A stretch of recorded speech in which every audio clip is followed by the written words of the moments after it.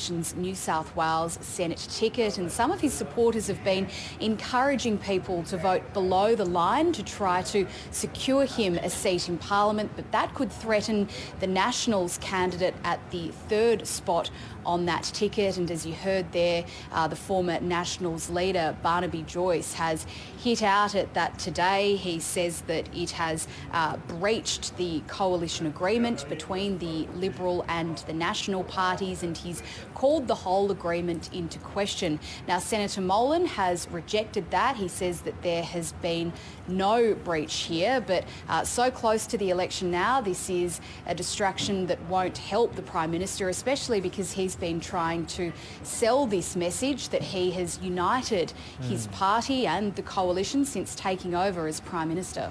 Yeah, and comes just hours before this National Press Club address today, and no doubt there'll be a few questions thrown at him about this. But what will he be trying to focus on with this key speech today? Yeah, that's right. We can probably see behind me the final preparations are being put in place for Scott Morrison's National Press Club address today. He's expected to stick to the major themes of his campaign so far, attacking Labor's plans, especially Labor's economic policies, and arguing that Labor is proposing a big spending, big taxing agenda that Australia can't afford. But as you said there, the Prime Minister will face questions from the press gallery, so no doubt that issue of that messy spat between the Liberals and Nationals will come up. The Prime Minister started the day, it was a very early start in the Sydney electorate of Reid, visiting the Sydney markets, and we'd expect him to leave Canberra pretty quickly once this address here wraps up this afternoon.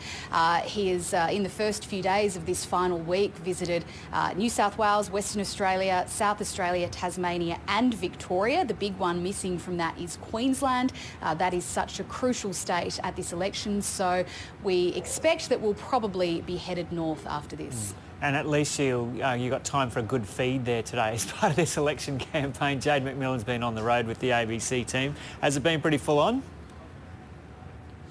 It has been very full on, and this week things have certainly ramped up. That Monday, I think, when we started the day in Sydney, flew across to Perth and then ended up in Adelaide. That was about 19 hours from hotel door to hotel door. We knew that this last week would be really escalating things as both leaders try to hit as many marginal seats as possible, and I think that will only continue right up until Saturday. But at least guaranteed of a good feed there today. Okay, Jade McMillan reporting there from Canberra.